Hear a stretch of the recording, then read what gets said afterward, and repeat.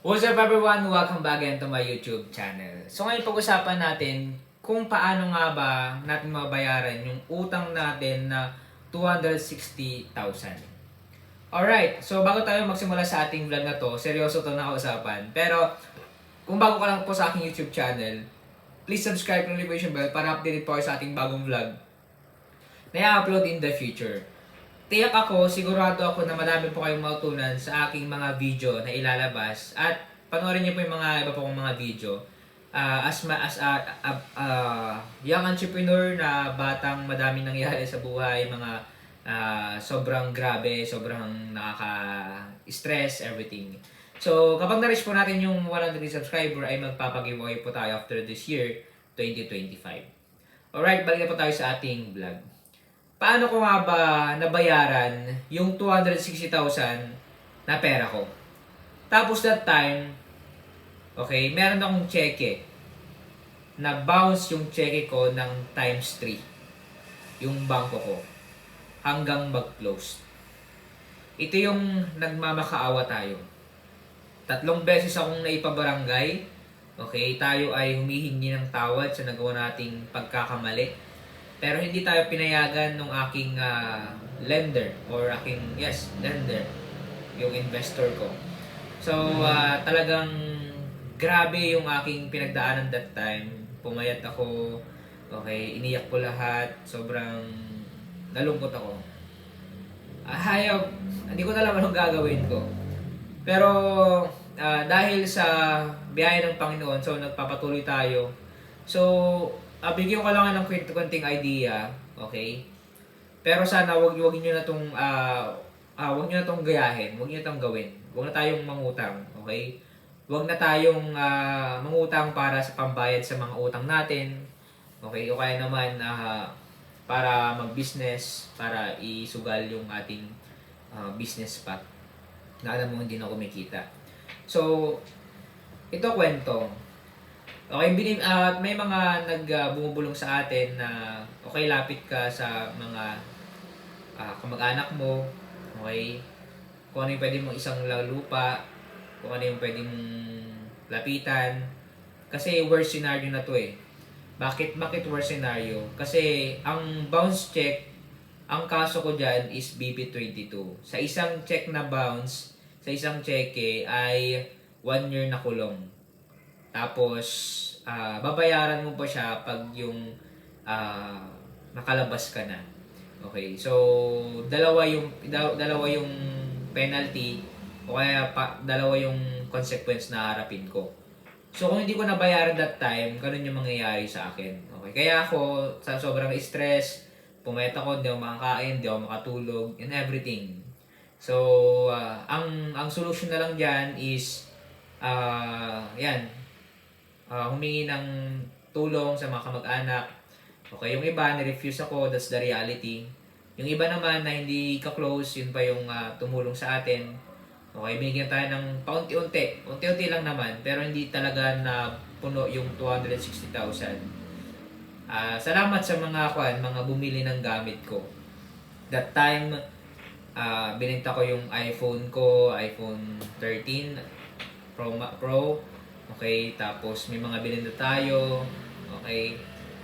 Sinanla namin yung tricycle o kaya binenta na namin.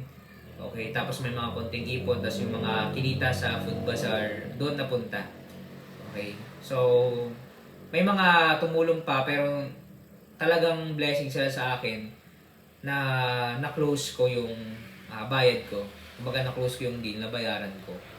Okay. So, that time, worst scenario na.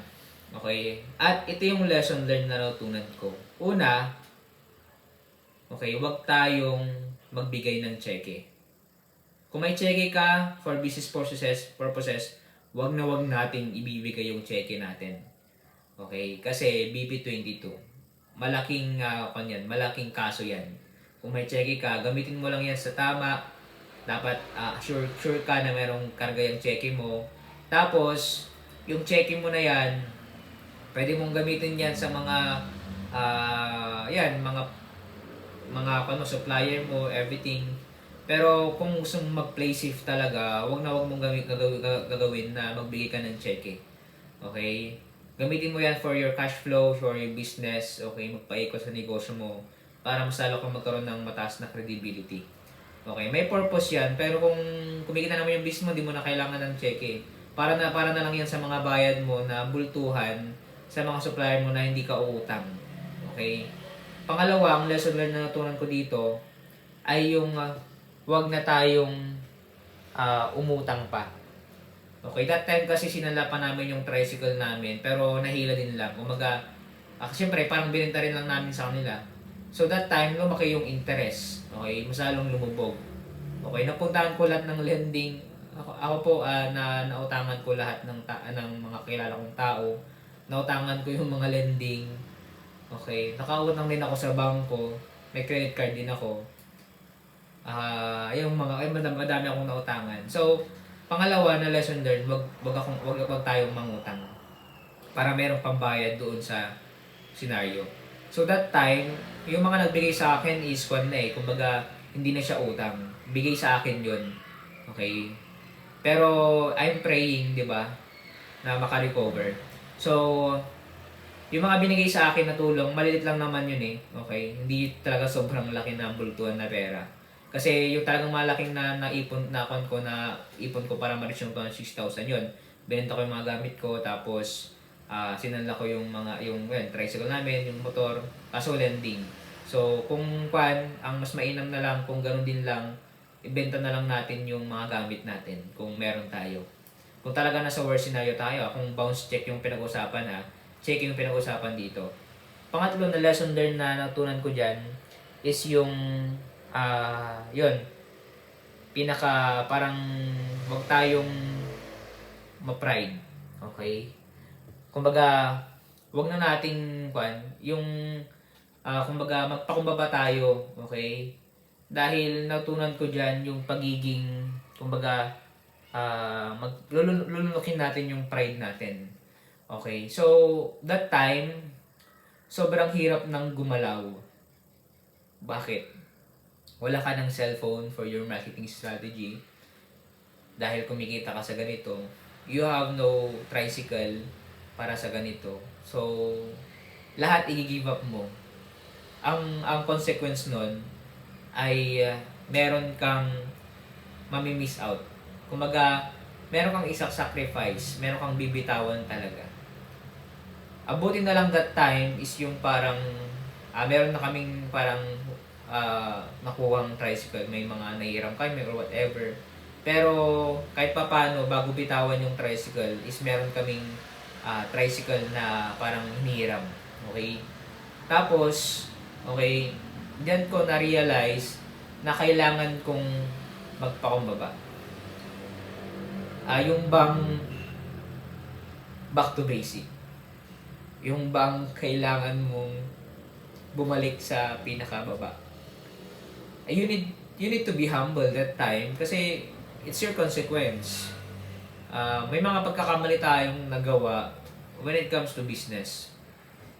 Ang totoo talaga niyan is ginagamit talaga natin yan sa business. Talagang ininvest natin sa business. Ang problema lang, hindi tayo hinog that time. At the age of 17, 18, okay, nagkaroon tayo ng investor. So, hindi tayo hinog. Inaamin ko that time. So, na-realize ko, okay, we need to be, pakababa tayo, hintayin ng tawad, okay, tapos, benta natin yung mga dapat ibenta, back to zero, negative pa. Wala ka ng resources, wala ka ng pera, wala ka ng kagamitan, so, paano ka mag-i-start? Pero dahil kailangan nating bayaran para hindi tayo makulong, para makakuha pa kahit wala na yung mga resources natin, okay, kailangan nating magtiis. Okay? Kung dumating man tayo sa point na doon tayo sa mataas na position,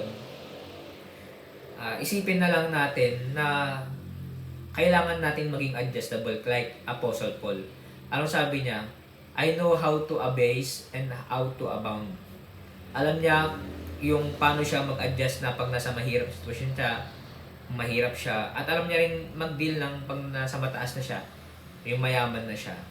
Ganun yung isipin natin na kagaya tayo kay Apostle Paul, naging adjustable. Dadating yung time na back to zero tayo. At kasi ang hirap talagang mag-maintain. Ang hirap maging consistent. May time na magkakasala ka na para ma-maintain o kaya maging consistent ka.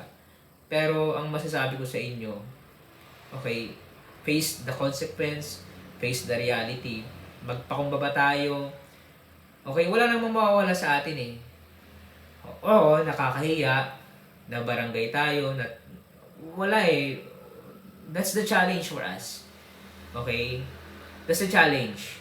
Kaya that time, natuto ako paano ako magpakumbaba. So, alam ko na kung paano ako yung parang alam mo na yung gagawin mo eh. Pag yung nasa baba ka na, tiis-tiis ka lang. Kasi, kung talagang plano ng Panginoon na baba ka muna kasi parang gulong lang yan, nasa taas ka, nasa baba ka, ang buhay is up and down. Okay? Huwag natin kakalimutan ang Diyos sa buhay natin. Dati nautunan ko pa diyan yung parang sa barangay yung investor ko is talagang ang bilis niya.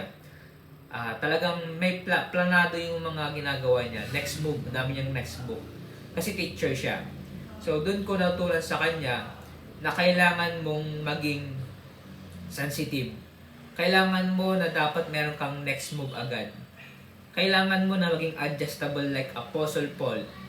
Na kapag dumating ka sa time na wala ka na, okay, wala tayong magagawa. Tanong nyo na, kuya, paano pag yung makukulong ka na, wala ka nang masanla. Sabi ko sa inyo, kailangan natin yung faith natin sa Panginoon. I-face natin yung consequence, okay? Kung makulong, hindi makulong. Okay? Sabi nyo po na iwasan namin yung wag magbigay ng check, kailangan nga doon sa lending. Okay, wag na kayo magbigay. Sabi nyo na wag mangutang para pambayad dun sa course. Wag na kayo mangutang. Bakit? Kung makulong, di makulong. O sabihin natin na may kahiya-hiya yung family natin. Damay sila. Pero face the consequence. Sabi mo na wag parang yung parang magpakumbaba, wag ma-pride. Paano yung mga resources ko kung binenta ko lahat? Paano ako magalaw? Face the consequence. Kasi alam nyo ba na ang Diyos nagbibigay ng pag-asa. At ang Diyos, tinuturuan niya tayo. Huwag tayo maging mas magaling sa Panginoon. At please, huwag nyo na pong, iwasan nyo na po.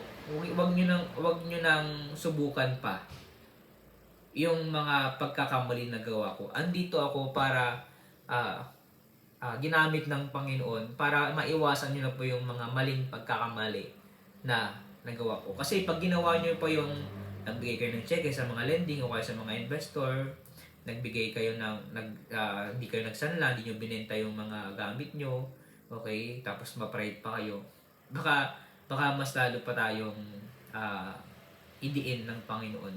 Okay, kaya we need to be humble. Okay, huwag na tayong mangutang, paano kailangan natin i-give up na natin, kailangan i-sacrifice natin. Okay, magpakumbaba tayo kasi tinuturuan tayo ng Panginoon na maging humble. Okay, kapag dumating na yung time na ganito ganyan, at least alam na natin. Okay, huwag niyo na pong subukan. Baka magpakamatay kayo kapag dumating yung time na hindi niyo na kaya. Dahil ako po, sobra po akong na-stress. At dumating yung time na na-depress na rin po ako because of that. Kaya pang magninegosyo po kayo, iwasan nyo po yung pangungutang. Okay, abangan nyo po yung mga bago ko pong i-upload. Madami po akong experience about dyan sa debt. Andito ako para maging, kumbaga, sabi nga sa nabasa kong libro, na a bad guy is a good wisdom. Hindi ko naman sinasabi na parang bad yung ginawa ko. Okay, na parang sobrang sagrado na kasalanan. Kumbaga, ang nangyari sa akin is yung hindi pa ako hinog. Okay, hindi ko pa alam yung mga ginagawa. I mean, yung parang, alam ko yung mga mangyayari in the future, pero yung parang, hindi pa nga hinog. Tapos, parang talagang tuturuan pa talaga ako that time. Kaya sana, yung mga lesson learned na pagkakamali ko, okay, wag na pong mangyari sa inyo. Okay po? At magkaroon tayo ng tiwala sa Panginoon. Okay? Wag tayong mainip. Okay? Steady ka lang. Okay, tiwala lang tayo sa Panginoon. Pray lang tayo. Okay, bago po tayo matapos sa ating libro, meron pa akong binibentang libro.